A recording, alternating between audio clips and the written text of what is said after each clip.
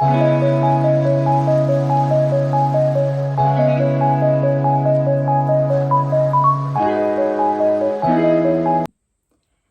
guys, welcome back to my channel. For those who are new here, my name's Elise and I am currently in recovery from anorexia. I've suffered with anorexia for the past 13 years and I've just had enough. So I am really pushing myself with recovery because I want to get better and I want to have a life. I want to live life. I don't want to just watch life pass me by. Which kind of brings me to what I thought I'd talk about today. The thing with eating disorders is they're all restrictive. It doesn't matter what type of eating disorder you are, because they end up restricting life as well. It's not just food that we end up restricting.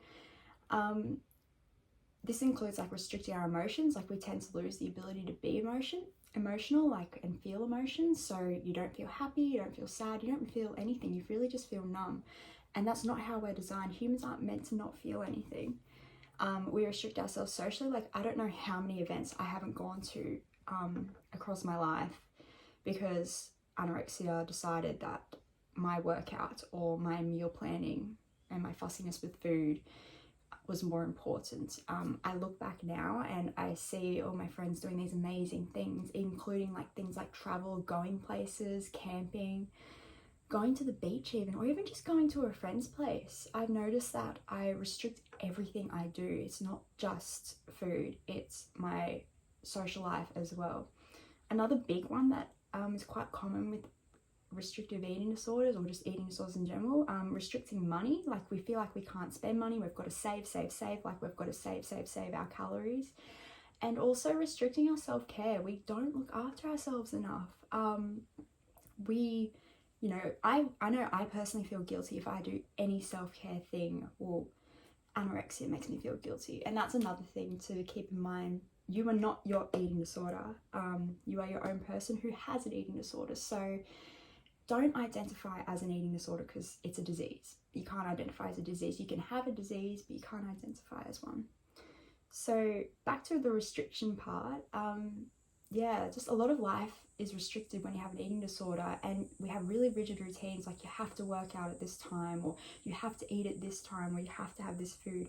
I am getting really bored with my food and I want to eat more. I want to challenge myself more, and I want to challenge these patterns, which are almost like a form of OCD, these restrictive patterns that stop me living life. And I always look back and think, how much have I actually missed out on because of this? I'm sorry, I do not know what is going on with my hair. I finished work not long ago, so. But yeah, how this rigid life isn't serving me anymore. My eating disorder served me when I needed a way to cope, but this isn't the life I want. So I've had my snack already, but I will, if you want, come have lunch with me. I'm going to be pushing it a little bit today again. And yeah, just keep in mind that it's not just food that we restrict with eating disorders, it's everything gets restricted. So I will see you soon and we'll chat in a minute.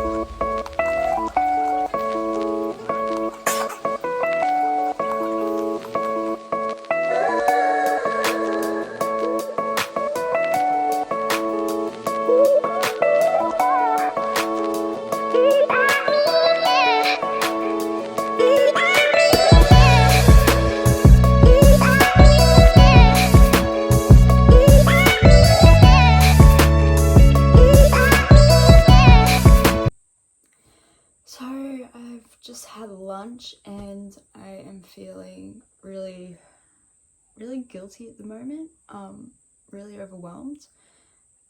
There was avocado on that sandwich and I had the 2 sweet biscuits afterwards, which even though I've been having them for a little while now, they still feel really challenging. And I think that's the thing, you've got to keep exposing yourself and keep challenging yourself for it to normalize. And it's not going to be, you know, you're not going to just be cruising for every food after each time you eat it. You've got to keep at it.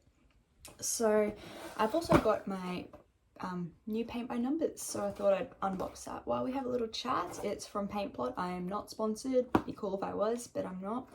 And these like paint by numbers are something I definitely recommend getting behind if you're looking for a good distraction after challenging meals. So back to what I was saying about restriction before. I had a little think about it over lunch, and you know, anorexia or whatever your eating disorder is, it keeps you in this little like anorexia bubble, and that's the only world that exists. Nothing else seems to exist, and you end up missing out on so much life. Like, you were literally restricted to just your little anorexia bubble. Like, I don't know how many conversations or events or things I've forgotten or zoned out of because I was too busy thinking about food and exercise and what do I weigh, all because like keeping all my focus on the numbers on the scale. Like, that's the only thing that matters in life, which is, you know, it's not a happy way to live, which is why recovery is so important, because you don't want to be stuck in this restriction forever. So I'll just show you what this looks like. It's quite complex.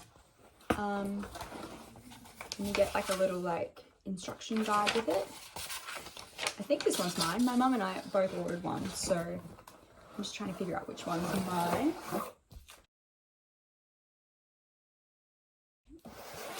But yeah, you get so caught up in restriction and just what you weigh. Like, your whole life becomes about what you weigh, and that's no way to live.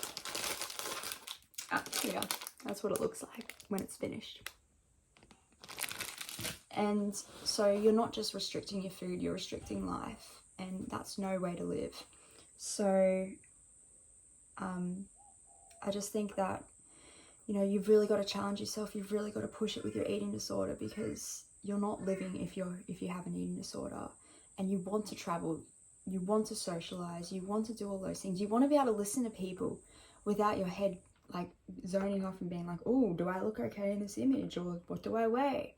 Because that's where my head goes straight away. And my whole day was usually planned around exercise, which I'm trying to fix. So I hope you've enjoyed this little chat and that you had some lunch with me. You know, still pushing through. I'm not going to say it's easy. I'm not going to say that I'm cruising through recovery, because I am not. I am struggling big time. But these videos are really helping me keep accountable, and I hope they're helping you too. And just let me know what you want to see next. I really want to do some challenge videos where I challenge myself a lot in a day. And yeah, hopefully I'll be able to update you on the painting when I get started, which I might even start on now, because I'm just feeling really guilty right now. And I kind of want to cry, but I also want to scream. And I just want to say F you to anorexia. So I will thank you for watching, and I will see you in the next video.